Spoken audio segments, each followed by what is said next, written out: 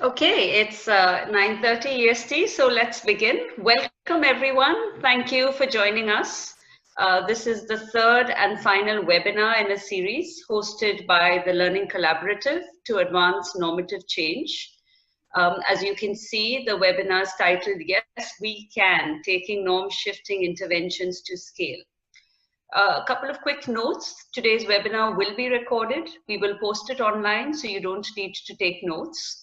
And secondly, just given the large number of participants, you'll see that you've been automatically muted, but you do have a chance to enter all your questions in the chat box, and I'll talk about that. So let me introduce myself. I will be moderating the webinar today. I'm Neela Saldana, and I am currently a consultant and a senior advisor at the Busara Center for Behavioral Economics. The Busara Center is headquartered in Nairobi, and it has offices in Lagos, New Delhi. And the mission is to advance and apply behavioral science for poverty alleviation in the Global South. And before this, I was the founding director of the Center for Social and Behavior Change at Ashoka University in India. So brief note about today's webinar. We're looking at social norms interventions through the lens of expansion to reach more communities at scale, to build normative changes. And so the title, Yes, We Can, actually indicates that against common belief that it is possible to scale up norm shifting interventions that are community based, and we'll hear about that today. Today we'll talk a little bit, we'll have insight and applications of the scale-up process from the Young Men's Initiative that's designed to build male engagement and gender norm shift, and that's expanded through the Balkans. We'll explore how norms shifting interventions differ from other adolescent, youth, and sexual and reproductive health interventions that are more education system or school-based and use digital platforms for scale-up. So we'll build on the knowledge and guidance outlined in the recent Learning Collaborative publication, Considerations for Scaling Up Norm-Shifting Interventions for Adolescent Sexual and Reproductive Health from the Scale Up Learning community.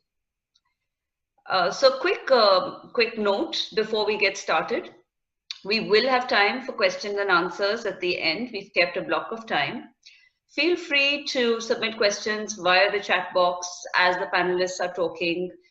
There's a chat box in the corner of your screen. I hope you can access that.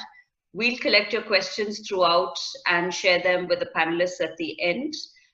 From previous webinars, from your expectations, we know that you're looking for practical suggestions. We're here to share experiences, so I request the panelists to talk a little bit about that and as we answer questions. And I also know that we'll be doing a strict time check, especially on the panelist presentations. We do want to keep enough time for questions. Okay, so let's talk a little bit about the Learning Collaborative mission. So we brought together, for those of you who don't know this, we have brought together, Kate, could we have the next slide, please? Okay. So we're brought together by the Learning Collaborative to Advance Normative Change. And it's a collaborative effort, as the name indicates. It's funded by the Bill and Melinda Gates Foundation with support from USAID through the Passages Project. So the collaborative really envisages a world where, we know that social norms are so powerful in shaping adolescents' lives. But we want a world in which this is widely understood, this is applied, and this is measured, and this is scaled up. So the idea with the mission is to facilitate collaboration between organizations working on adolescent sexual and reproductive health norm change initiatives. We want to enhance collective efforts. We want to build knowledge and develop shared tools to promote and guide effective social norm theory, measurement, and practice at scale. We have three, as you can see, there are three learning collaborative communities. The first one is the theory and learning community, taking theory to action. The second is the measurement and learning community. And the third one, which we're dealing with today, is the scale-up and costing community. So today's webinar is presented by the scale-up community. And for more information, you can visit the webpage and resources on the Align platform. If people don't know how to get to the Align platform, just reach out to us. We'll send you the link for that. So next slide. So let me introduce our panelists today. I think we have a very exciting bunch of panelists, and you'd want to hear what they say as well as ask them lots of questions. So we have Besnik Leka. Besnik works for CARE International Balkans on the Young Men Initiative project. And the project is about challenging very rigid norms of masculinities, traditional gender roles. And he's been doing that for the last 8 years. Besnik has over 15 years experience in social development. He also serves as the steering committee member of Men Engage Europe and as a board member of the Kosovo Women's Network. So welcome, Besnik. We then have Susan Igris. Susan is a senior technical advisor at Georgetown University's Institute for Reproductive Health. For the last decade, Susan has focused an interest in programs using social and gender equity approaches to address social determinants of health. Welcome, Susan. We have Joanna Herat. Joanna is a senior program specialist at UNESCO. She provides policy and technical leadership to improve health and well-being for young people through education. Her areas of technical leadership are sexuality education, comprehensive sexuality education, HIV prevention, school-related gender-based violence, early and unintended pregnancy, and gender equality. And finally, we have Luke Gilder. Luke is a digital development specialist with a focus on how data, content, and information shape our reality. Luke is at RNW Media, and he looks at ways of leveraging data and digital delivery to improve the online experiences for millions of users in challenging areas and environments. So with that very quick introduction to our panelists, I'm going to hand it over to them. They will have approximately maybe half an hour between all of the presentations to give us a quick view. And then I will briefly introduce the Q&A section. So make sure that you're writing your questions as the panelists are talking. And remember, the webinar is recorded, so you don't need to take notes about what they are speaking about. Over to you, Besnik.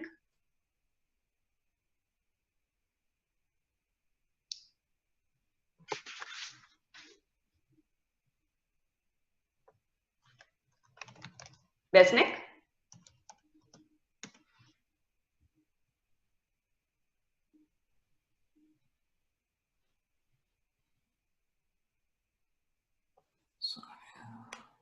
Hi, Besnik. Yes. Yeah, can you hear me? Yes. Yes. Sorry, I'm just trying to figure out the camera. I don't know why it's not showing now.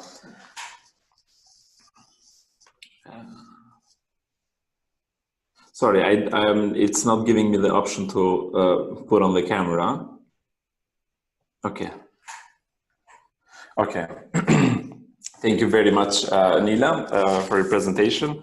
Hello, everybody. My name is Besnik Leka. I work for CARE International in the Balkans in the project called the Young Men Initiative project, which we've been implementing since the year 2007. So I'm going to share a short story of how our program advanced since then in the Balkan region. As an initiative, we started like as a 3-year project, and here we are after like more than a decade as a successful example being shared in the Balkan region. So I'm going to give you a short story on the Young Men Initiative project, and then I will share as well about the process of the scaling up and how did we do that, and the challenges that we faced throughout the way and the success stories that we have encountered. So project aim was to enable positive and peaceful societies for young people in Serbia, Kosovo, Albania, Bosnia and Herzegovina that support gender equality and fighting interpersonal violence and prevention of extremism and radicalization. So as initiative, as CARE, we have been working in different projects, and one of them was as well work in gender equality and gender justice. Throughout the region, there were a lot of initiatives that worked with such approach, but what was lacking in our region was initiative that focuses with dealing with men and challenging rigid norms of masculinities and basically helping men get engaged to promote more peaceful societies in a way. So our target groups were initially like young men and boys aged 14 to 19. Later on as well, we have included like young women and girls, teachers and school staff, NGO activists, pedagogues, students, journalists, representatives from different stakeholders, government and public sector. Yeah, next slide, please. Could you go to the next slide, please? Yeah. So as an initiative, we started basically in 2007, as I said, in 3 countries in the region. With our focus, basically we got the program inspired from program AGE, program Ombre, model from Instituto Promundo, and then we adapt to our local context for our local communities. Basically, our program has a component of educational workshops, which we work with vocational technical schools, which are predominantly dominated by young men. And then as a follow-up to that, one of the strongest components are like BMN campaigns, which is this is something that our young representatives, like young men, are being engaged and promoting and targeting other community members through the campaigns, what they learn in practice, and they put what they learn in theory and they put in practice by creating a wider outreach to their community.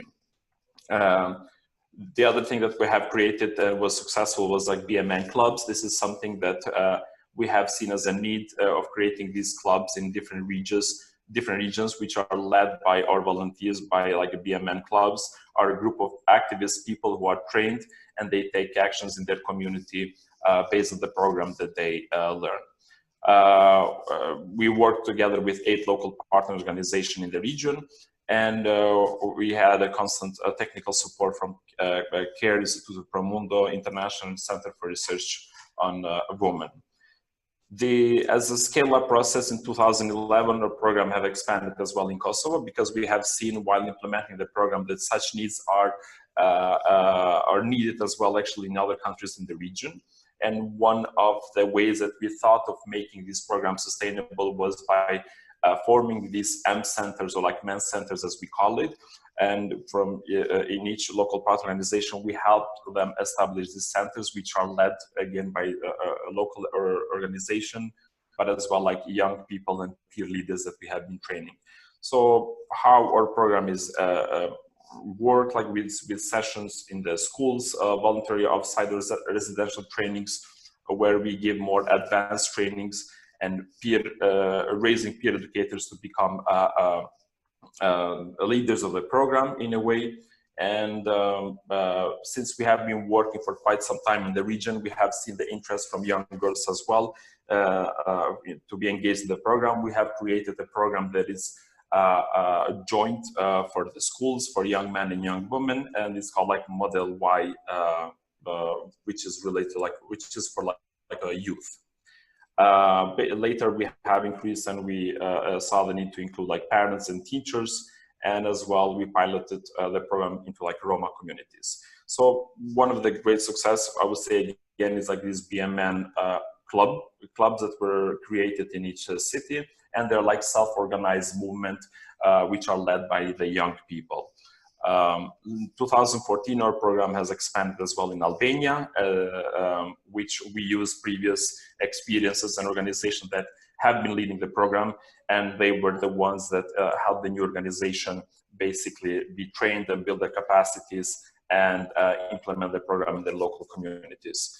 In 2017 to 2020, there are two new components that we thought of integrating to the program. One of them is, we call it program Youth Plus model, which addresses issues on vulnerability to violence and extremism,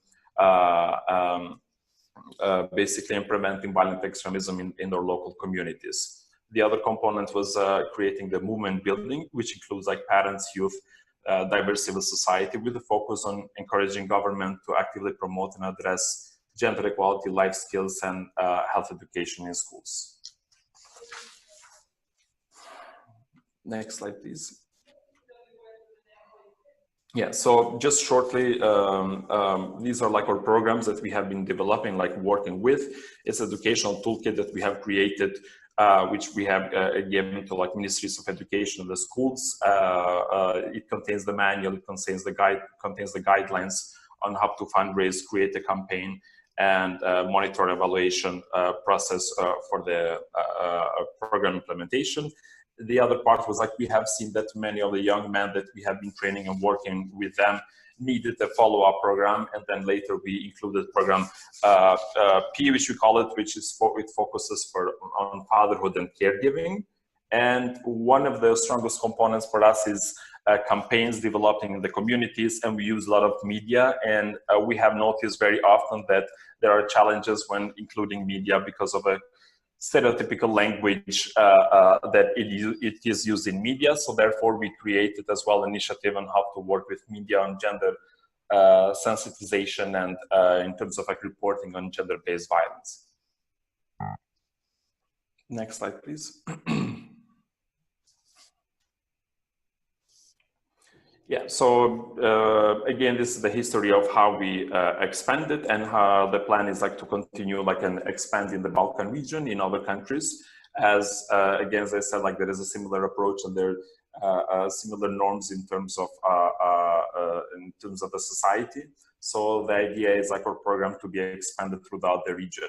Another component that we are going to be including like in a couple of months is a program Y, which is an online course for teachers who like, we are training for them to expand the program and scale up the program in different cities in the communities. Previously, we have been doing trainings with them face-to-face, but now we have created an online platform where they can do the trainings, and as well like they can start their own groups in their own local communities with a little bit of support from our side in terms of making sure that quality insurance is in place.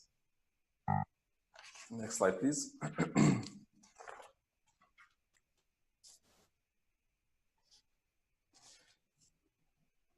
So as I said, like in terms of the campaigns, this is something again like one of our strengths in the region. We have very often that campaigns are created by itself, like by the youth, depending on the needs in the society. So these are just some of the examples, such as one, React as Human. This is more targeting bystander interventions, where like our youth, like be that in schools or in the streets, like take actions with these posters, or often like they sign declaration where they encourage other people in a way to take action when they encounter some sort of violence. The other campaign is another example of Are You Okay, which it relates more to the mental health, basically encouraging youth to talk to their other peers and youth, just seeing their mental health, like, to what state they are, and started to have a healthy communication with them. The other one is called as well, like BMN, Fill Up Your Brain. These are some slogans that we use, and which these are known throughout the city through murals, through different activities and posters that we share it in our program. Next slide, please. Yeah, so this is one of the strongest components for us, as I said, like using media and arts to transform gender norms. Apart from educational component that we do it in schools with teachers, like we do a lot of activities and outreach in community and trying to reach wider population. So there are a couple of examples that we use. The first one is called, it's an online platform on sexual education and reproductive health. It's called Safe Sex, where this is, as we have seen that, like youth need informations and need the proper guidance when it comes to sexual reproductive health, and often internet, they find it to be very misleading. So we created this platform. Then we use a theater play as one of the tools to promote positive masculinities.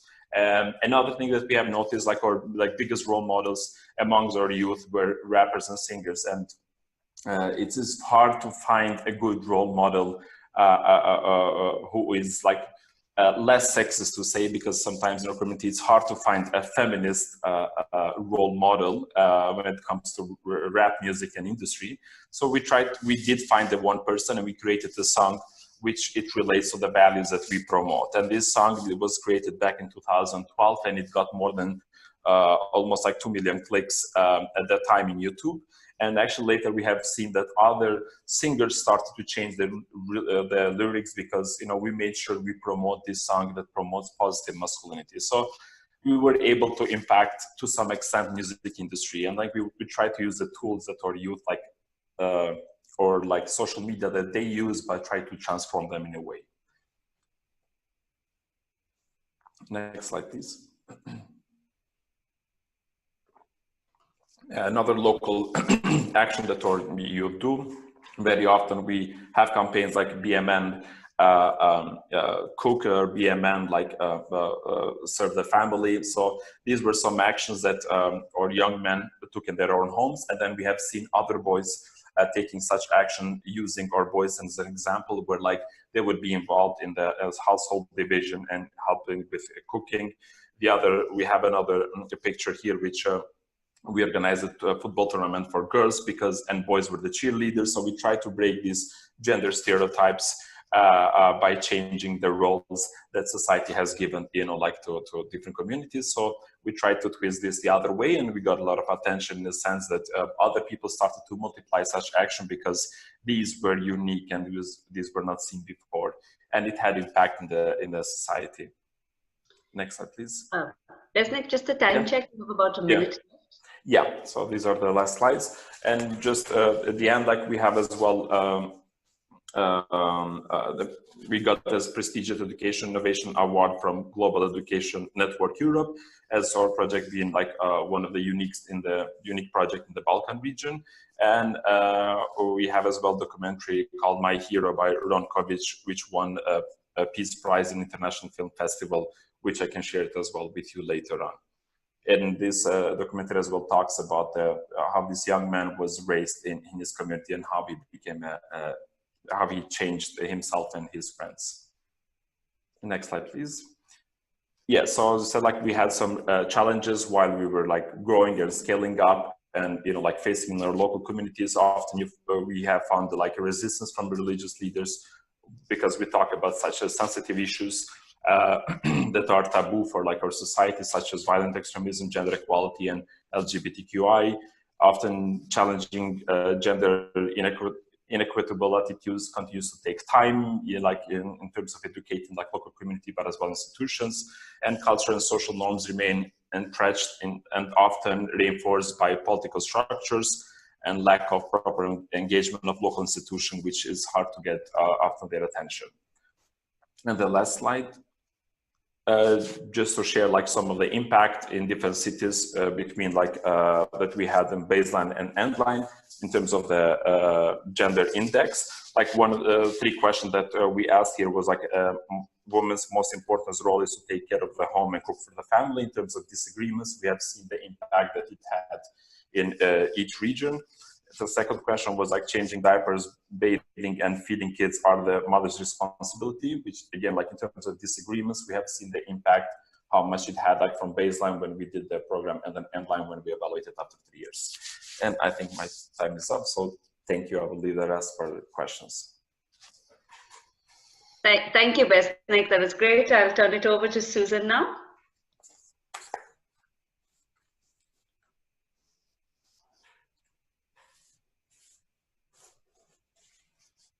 Susan? Just unmuting myself. Hello, everybody. Thank you, Besnik and Neela. This is great. And I wanted to, we started with the YMI case study because it really highlights a lot of the issues that that are covered in the considerations document. And actually the YMI, the scale up of the YMI is one of 3 case studies that are in the considerations document. It really touches on how a norm shifting intervention can be expanded over time and how it needs to adapt as it expands to be more relevant to new countries, new contexts, and the approach itself also shifts to be more relevant to changing over time, even including digital platforming that wasn't available as it began. I think the case study also shows a mixed component approach where there's a core community-based intervention, but it actually then other pieces are added on to improve the impact and the effectiveness, including online tools that are and even the toolkits that are really help people as they take on a YMI to continue to expand with quality the effort and broaden reach, and also using of radio and other kind of the arts to actually lead to reflective dialogue that leads to kind of some of the ripple effects that Besnik was talking about. But also the pushback and how to be ready for social pushback, because it is going to emerge because power structures are being challenged. I think that's it. And then Besnik talked about evaluation, but I think there's other evaluation available through the YMI initiative. If people want to look at it, we can send links better. We're starting then to move a little bit into some of the issues that are addressed in the scale-up considerations. Because we want you to really look at it. We don't have time to talk much about it, but there's an initial section that really tries to define scale-up. Many of you have seen the ExpandNet definition. The work of the scale-up considerations document really draws heavily from ExpandNet. And it's really because it's focused on systems, but it's also focused on values, which are really a core part of the whole normative change effort that the NSIs bring to the table. And there's just the ExpandNet WH model for strategic scale up, which helps organize the considerations document. Also want to recognize so that there are other scale up frameworks there. They're not explicitly designed for norm shifting interventions. So just in case you have a little, if you're interested in looking at some of the other frameworks, they all have different emphases. So norm shifting interventions, a lot of the document is actually spent on defining what they are, how they differ from other social and behavior change efforts, because they are kind of a different animal if you want to think of the interventions as animal. And they really tend to be software approaches. I'm just trying to get something. You can see where they're really trying to work at the clouds in the little man diagram, sort of at that normative level, because those influence, the norms influence how the kind of behaviors and the choices that people make. They often aren't really linked with services, and yet we know they create demand, so that's something that has to be thought about when you're thinking of scaling them up. And there's this informal relationship with the public sector, so that you're often interacting with, say, health services, but also health services bring their own norms to the service delivery setting, and then how do those get brokered? These are things that need to be thought about as you're scaling up. This is just a quick diagram for those who haven't thought so much about how norm shifting interventions differ from our other SBC. You can see really the community is a locus of change, that we're really trying to address normative perceptions, that it's make sure that there's critical reflection that's rooted in cultural values. And a lot of these things are actually addressed in Besnik's presentation of YMI efforts, working at different levels of the socio-ecological system, really seeking to redistribute power and social assess influence, but also based on assessment of what are the norms that actually need to, that are most important in terms of behavior and planned diffusion of new ideas. So I think the YMI case study really highlights that nicely. So this is a definition, analysis of social norms, really this whole idea of promoting collective change by reflection, questioning of social and cultural factors, which leads to positive new norms. So some of the unique issues then that are in the considerations document, I'm just flipping through, are some of the things that we think are really important. So understanding what the intervention is really critical for its scale up. And because NSIs have somewhat unique characteristics, they have to be taken into account. So one of the questions, and the considerations document is actually a range of questions, more than like things to consider, more than this is what you should do, because NSIs themselves are so unique. We just wanted to make people, based on the LC's collective experience, have a good understanding of what are some of those issues. So really, as you're scaling up, you have to understand what are the norms changing mechanisms that lead to normative shifts, and expect and plan for social opposition as initiatives begin, because those power structures are being challenged. And understand that whatever you experience during the pilot phase, any kinds of issues are going to be amplified during scale up, because you're working in new socio-cultural contexts and you're working with a new set of scale up actors. And I think if there's time, Besnik will be able to talk about some of those questions. Also, there's some issues around systems integration. So talking about when you're working at a community level, you're not necessarily in a government sector setting, and so your accountabilities are really to the communities, and questions around ethical practice.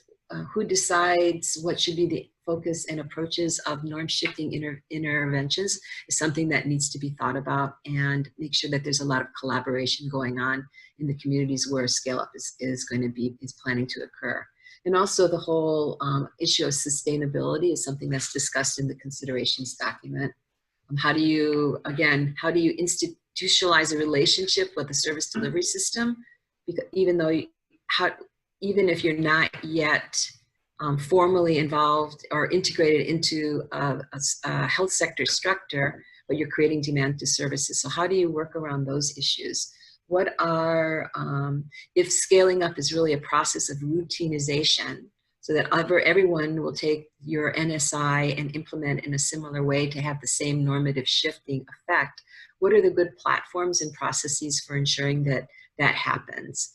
And a question that's more conceptual, but also actually very practical, about what are endpoints for NSIs? So they can be an endpoint for a project implementation and an endpoint for normative shifts that occur.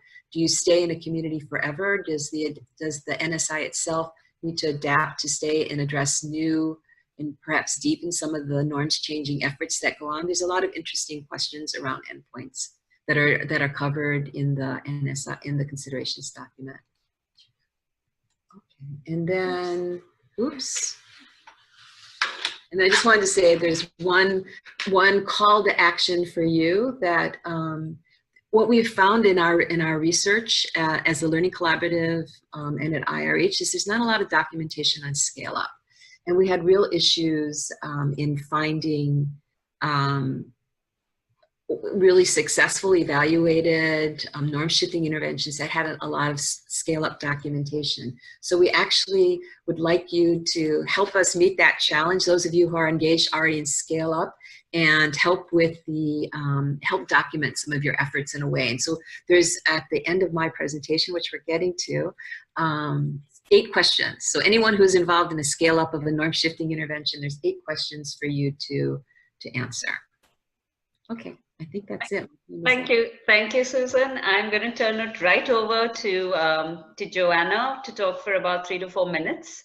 So Joanna, over to you.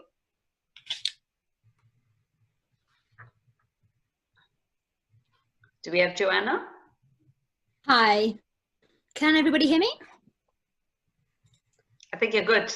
Great, thanks Neela. Fascinating to hear these 2 presentations. So I'm really happy to be here talking alongside these amazing experiences that we've just heard about. So I'm from UNESCO, based at the headquarters, and want to take the opportunity to talk a little bit about the work that we've been doing at UNESCO, which comes from a different approach, because our mandate is to work with governments, with national governments in particular, often with NGOs as well, and communities, but a lot of our work with ministries of education and to support quality education. So for us, this includes education about health and well-being, and specifically comprehensive sexuality education, which I think many of us are aware should incorporate a quite important component of critical analysis of social norms and the environment around you, to understand how you can act on your rights and how you can make sure that you're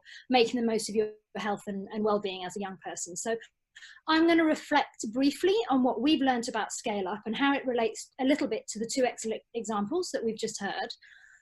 In 2014, we conducted some research and some consultations looking at the issue of scaling up sexuality education in particular, and did produce a document on that issue, which referenced many of the same frameworks which Susan has just been talking about. And it certainly helped us identify some of the key elements for focus, with the intention that we had of expanding the intensity of our work, with a particular focus in Eastern and Southern Africa. So, you know, for me, CSE is a mixture. It's education, so there's an informational component, there's building knowledge, but also skills. And then there's this, as I mentioned, important aspect of critical engagement and shifting those harmful norms that are impacting on young people's ability to remain healthy or access services and so on. So for us, the community that we're talking about really is the body of learners, but also the wider school community with the teachers, administrators, and to an extent, the parents and families around that. Next slide, please. So research has shown us very clearly what works. We know that comprehensive sexuality education does work to improve knowledge, to improve skills. It's a foundational basis for the adoption of healthy behaviours. We don't necessarily talk about behaviour change, because when you're working with younger children, there aren't necessarily sexual behaviours, but there's many norms around and attitudes, for example, around gender, families, relationships, and so on. So the provision of good quality CSE, we can see, does need to be scaled up so that all young people can access and benefit from it. And many of you may be aware of the international technical guidance that exists and the evidence that's on this. To focus on how you scale up, we're talking here about working within a system. The education system is hierarchical, it's bureaucratic, it's set, it's there. There's a whole routes and channels of teachers recruitment, policies that exist, schools that exist, lessons that are being taught, curricula that are developed. So there's a whole system there already at scale to be working with. So for us, for scaling up CSE, we're talking about vertical scale up, which is really referring to the institutionalization of the interventions and the approaches. So that's through the national planning mechanisms, policy or legal changes, and adapting and capacity of the systems and the structures. But then also the horizontal scale up to make sure that what is planned is really reaching out across all geographical areas. So we're not talking pilot projects here or there, but really reaching across the entire population. So for CSE, both types of scale up are required, so that we're not just talking about institutionalization in ministries, but also getting to this aspect of quality nationwide coverage. So, you know, for us, it's a little bit different from some of the examples we've just heard. We're not talking about an intense, perhaps more discrete project, which you then have to look at how you take this to a larger extent, but really, how do you infuse new ideas and quality content into a very complex system that already exists, and how do you use those channels? So it's a kind of whole workforce approach, if you want to think of it like that. Everybody from the ministry, people, the planners, the teachers, head teachers, all ideally would need to go through some form of a process to say, yes, we accept and are willing to move ahead with this new approach or this new topic. Next slide, please. So after several years of implementation across sub-Saharan Africa, with a focus in Eastern and Southern Africa, on the previous slide, you would have seen the cover of one of the publications we produced, which is on scaling up CSE in Eastern and Southern Africa. And there are some key lessons that have been learnt. So I think the first thing to say is that CSE isn't just an isolated subject that needs to be kind of forced into a school curriculum. And actually, there are a number of topics that are part of CSE that are already present in most school curricula, like reproduction, HIV prevention, some life skills lessons are often there. So in some countries, scaling up CSE may mostly be a question of strengthening the existing curriculum and the syllabus to include missing topics, but also strengthening the teaching methodologies and ensuring that CSE is integrated into those Ministry of Education systems. In other countries, it might mean starting from scratch, but that's not always the case. But the three main areas that we have learned need to be worked on can be summarised as creating an enabling environment for the implementation of CSE. So that's really about the kind of political leadership, the engagement of the kind of senior decision makers who are prepared to push new legal or policy, new policies in particular to mandate the delivery of sexuality education, making sure that it has this institutional home so that within a ministry there is someone responsible for developing curricula, developing plans for teacher training and so on, and monitoring it, and that it has a home. It's not just a kind of free-floating topic that falls through the cracks. And of course it involves quite a lot of collaboration and coordination. Because it's a health topic, we need to make sure that education is working with the health sector, working with civil society and those others who are really experts, already experts in the field, but maybe not through this structured, systematized approach. The second, sorry to interrupt. You have only a minute left, unfortunately, because we're already running a little late. So thanks, Neela. Okay, so the second point is around the how to deliver CSE. So that's, for example, do you infuse it across several subjects in a country? Do you deliver it as a standalone? What are the cost implications for that? You would need to teach a lot more teachers if you're delivering through 5 subjects. If it's standalone, however, what we've observed is that it may often be cut out. It's the first thing to go when there's time pressures and money pressures. So those considerations are important. And then the third one is really about the space and the safety in which CSE is delivered. And for us, that means making sure that there's a really safe school environment, there isn't violence happening, practical things that we know are important from menstrual hygiene management, about the availability of latrines separate for girls and boys, to reinforce the messages that we're learning and hearing about young people's sexual and reproductive rights in the content. We have to reflect that in the school.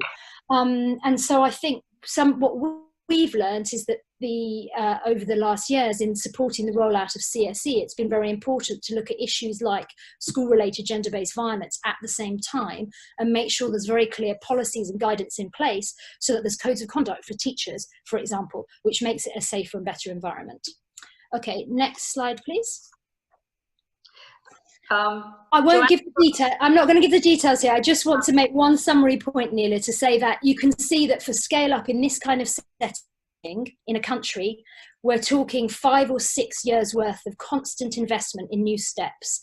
And it always begins with a strong orientation with leaders, and then going into the practical steps of curriculum development, teacher training, monitoring and evaluation, and so on. So you have to take the long view, and we can't expect change to happen quickly. And I will leave it there because I think I've raised the key messages and I'm aware of the time. So thank you very much.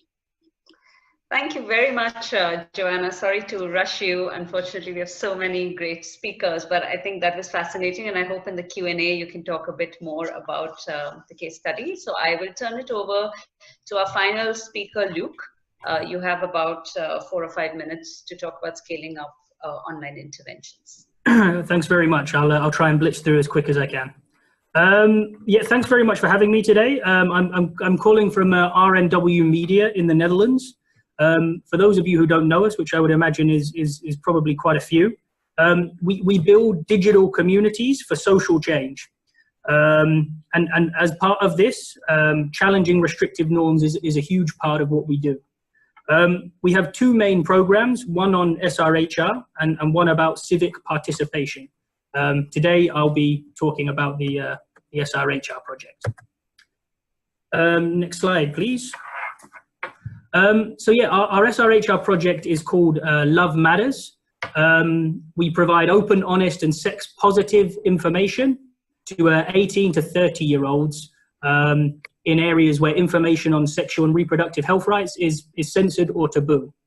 The program itself started in India in 2011 and has since scaled up to 5 other regions.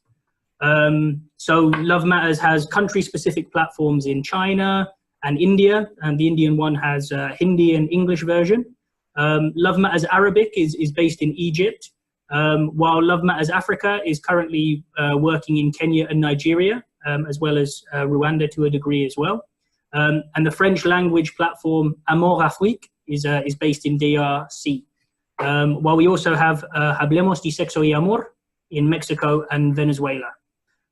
So yeah, our headquarters is here in the Netherlands, but we have a local team in each of these countries producing content in a relevant and authentic tone for the target audiences we're looking to reach. Next slide, please. And this is the kind of reach that we're able to achieve. So these are our figures from 2018. So our content was viewed 423 million times. So that's articles, videos, and in some projects, even audio files that were listened to. In terms of fans on social media communities around the world, we have had around 7.6 million fans. It's considerably more than that now. And in terms of interactions we were able to generate on those social media channels, so your likes, comments, shares, we had 4.4 million in 2018. Next slide, please. What does the scale up of a digital SRHR intervention entail? Firstly, I think it's important to say that when we here at RNW, we talk about scale, we do it on a program level. So looking at how the Love Matters program itself has been able to grow and spread into new markets and regions. But we also do it on a project level as well. So how in an individual country or an individual market, how do we establish ourselves and how do we grow that project? That's what I'm going to be talking about today. How do we scale an individual digital intervention in a specific country? And I'll push on to a couple of examples shortly. So when we start a new Love Matters project, the kind of process or flow we go through is usually the same. And so in the startup, we establish a market presence. We focus on one or two channels, usually a website, and whatever the largest or most used social media in that country is. Then it comes to identifying what works best in terms of changing norms, really, as well, which we have several mechanisms of change, which I'll come to shortly, but which of those really works best in addressing young people's needs. And then once we've established ourselves, we move into scale up. So once we understand our audience, their needs, and have a tangible track record of changing behavior or norms, then we look to moving into new areas, new audience segments, new channels, or in some cases, even new regions. And then finally, we look to, we become a scaler. I think a couple of our projects are really the market leaders in terms of their position in that country, providing comprehensive sex education content to young people. And I can see the time's ticking, so I will quickly move on to the next slide, if possible, please. So Love Matters Egypt is definitely a real scaler. It's the largest SRHR online community project in Egypt, and most probably in the Middle East and North Africa as well. We started it in 2014 with just a website and a Facebook page. As we interacted with our audience and understood their needs, we tapped into the region's internet savvy 18 to 30-year-olds who are now regularly coming to our discussion boards, our YouTube self-help videos, where they find reliable information. They can get advice from experts and make informed decisions about their lives. I think I'll go to the next slide as well, please. Another example is what we're seeing currently in Nigeria, sorry, I should say. Our project is called Love Matters Niger. It was launched in 2018 and the project has grown exponentially. The growth brought around a lot of challenges that maybe we didn't expect, but I think they're quite nice issues to have. Moderation is one of our main mechanisms of change, answering young people's questions, using it to counter restrictive norms when someone's making inappropriate comments either in a group or on a Facebook page, or even on our discussion boards. Love Matters Niger is one of the most interactive projects we've ever had, which is great news for me. There's lots of data points, there's lots of support to provide. However, it really does present serious challenges when attempting to scale. So in a little over a year, we've built a huge community of 362,000 users. And yeah, we're looking to solidify, to concretize that growth and expand into different channels. We started with just one person moderating that entire community. And it quickly became apparent that this was definitely not feasible. So we tripled our number of moderators. We've got 3 now, obviously. But as we've grown, we still see challenges. So the team is currently spending around 60 hours a week moderating just the Facebook page and inbox alone, not even the discussion board. As a result, you know, we're looking to move into other channels now, WhatsApp for Business, for example. And before we really make that step, I think what we're looking to do is to find either a technical solution or a way where we can effectively scale this element of the intervention. At the minute, we're looking at the potential of chatbots to automate at least a large proportion of the moderation, especially in the inbox. Yeah, I mean, that's where we're going next. Next slide, please. So yeah, I think we've learned a lot of lessons in developing the Love Matters project, moving into new markets. I think number one is, yeah, essentially it's, I mean this from a very technical perspective. You need to build a technical structure that's easily scalable and ensure everyone is on the same page about why you're doing something. It can be very costly if you don't. So for our discussion boards, I think the development team, they had one idea of why we were building this discussion board, whereas the team itself in the country had a completely different idea. Yeah, I mean, in the end, you build something that doesn't work for either of them. Number two, invest in people. You need people who are aligned for your plan for today and tomorrow. And number three, when it's not possible to build in scalability from the start, embrace spontaneous scaling. I think some of the most innovative stuff we do has come from this. Thank you very much. It's been a pleasure.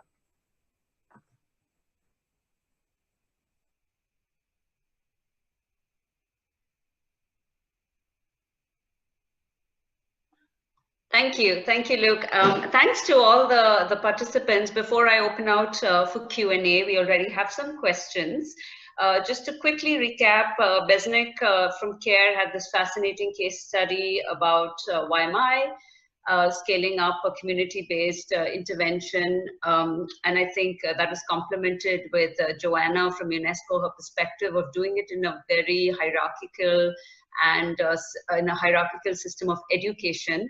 So that's quite different. And then Luke talking about scaling up an intervention digitally or online, which has its own challenges. And we also had Susan to talk in general about the frameworks and some of the questions. And of course, a call to action that we need much more documentation. So with that, I'm going to start with some of the questions we've already got. So the first question, and I will address the questions to sort of all speakers. The first question is that, but this one is addressed specifically to Besnik and Susan. As you talked about norm transformation, and Susan talked about norm shifting.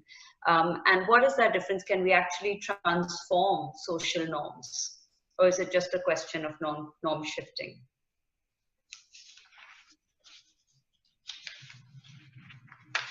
So, Besnik, Susan? Yes. Yeah. Maybe I can jump in a bit, and then Susan can fill in.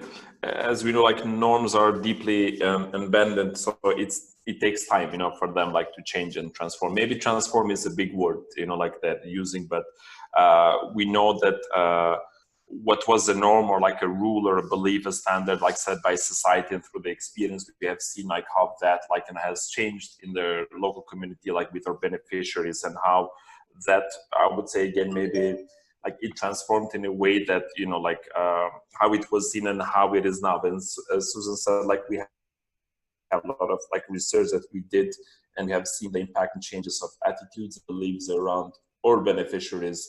And to my eyes, sometimes I see that as like norms being transformed based on like what they used to believe and do, and how they see the things differently from their own eyes now. I don't know if I was clear. Yep. Susan, I don't know if you have something to add to that, else I'll get to the next question.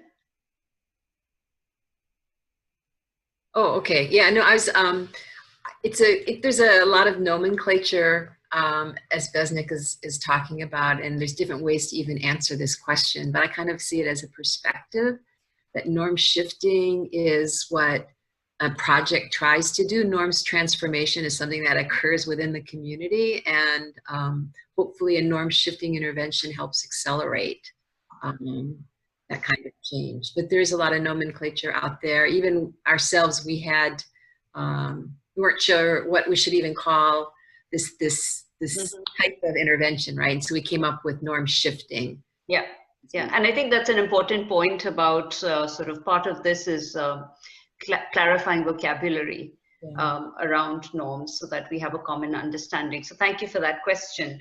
The second question is around differences or similarities between C4D interventions and norm shifting interventions. Could the speaker, and the question is, could the speakers talk about their eventual experiences with C4D interventions to achieve a change in social norms? What are the potential touch points between C4D and norm shifting interventions? And Joanna, maybe you can start with some of that. What do you see as the potential touch points between C4D and norm shifting interventions? Thanks, Neela. I mean, I think it's an important foundational component of norms shifting. I mean, it's interesting. I wouldn't describe the work within education necessarily as C4D, and I guess it comes back to that question of nomenclature. But I think with any nudge, any approach that's desperately trying to encourage people to reflect on and shift their perspectives and then shift behaviors on the back of that, it has to start from a communications approach. But I think there's such an important feature, which is that interpersonal, those interpersonal instances of self-reflection and being guided through a process of critical reflection, which came out very strongly, I think, in Besnik's presentation, which is the key to norms changing at a community level when enough individuals within a community have been through that process and experienced that. And that I think is an interesting point, this idea of guided reflection. So it's not just not only communication. So it starts in communication, that's the commonality, but there's this idea of the guided reflection in order to make sure that it's sort of authentically situated in the community. Thank you for that.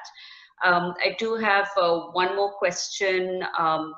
Well, we have several questions, but I'm going to go to the next one. I just want to let the participants also know that we'll be collecting all questions and we hope to answer them. So we will come back to you. So don't be too bothered by the time. Just send in all your questions, even if we can't get to them. So the third question is around reference groups. And here's the question. I'm not hearing presenters talk explicitly about reference groups. How important is it to partner with identified reference groups for sustaining and scale up of an intervention? And this is open to any of the panelists. How important is it to partner with identified reference groups for sustaining and scale up of an intervention? It's Joanna here again. It's critical. And for me, a reference group is a group of stakeholders representing different groups who are going to moving things forward. We've seen an awful lot of issues in CSE with challenges, opposition, often for different reasons, cultural, political, religious, and it's only by having a range of different people who understand what the rationale is, understand why you're trying to put this program in place, who can help drive it forwards in a way, make sure there's quality programming happening, but also in those difficult moments when you need to try to push back against resistance, opposition or challenges. You need that reference group because they are the representatives. You may have religious leaders, people from finance ministry, people from civil society, young people, people living with HIV or other, groups affected by the particular issues you're dealing with. So for me, that kind of stakeholder reference group is absolutely critical, and they maintain, you need to maintain it as a partnership as you carry on delivering your intervention. That's a great point about difficulty in scaling up in the difficult moments and the use of reference groups to sort of get to that, especially in scale up. There's a question, and this will be our final question given time for Luke, which is about methodologies which are used to evaluate actual social norm shifts taking place as a consequence of the platform campaigns and discussions beyond any output data. So do you have like one thing to throw at us in terms of methodologies used for evaluating the actual social norm shifts? Yeah, I mean, I'll be very, very quick. I mean, so one of the things which we've really started exploring more recently is the idea of social listening and text analysis, particularly on how young people on our platforms and in our communities talk about specific topics and how this changes over time. Yeah, that's interesting, and I think there'll be much more of that in the measurement. So we should really add to that. I think digital is relatively new. Social listening is relatively new. So with that, we had a few more questions that we will get to, and we will get back to you with those questions. But I just wanted to wrap up with a couple of points. So I hope the audience got a flavor of different kinds of scale-up interventions. Understand a couple of things. I think we do need to, a lot of questions on nomenclature, C4D versus NSI, on non-shifting versus transformation, that I hope we start to get clarity around to this collaborative. The idea of measurement, especially in digital interventions with social listening, I think that's an exciting way. And I think one point on norm-shifting intervention is related to power, right? We know that implementation can lead to social pushback. And therefore, those difficult moments, getting people through with guided reflection, with using reference groups, is one of the key things that differs in norm-shifting interventions. We still have a lot to do, and as Susan said, one final call to action: please join the collaborative to document everything. We need much more learning across, and you can see how that's really important. So thank you very much. Please visit the Align platform for more information. Please sign up to join the Learning Collaborative. View the recording. We'll come back with some answers to questions, and a recording of this will be available on the Align platform. Stay tuned for more information by email on accessing this. Thank you to everyone, and a big thank you to the panelists for their brilliant presentations.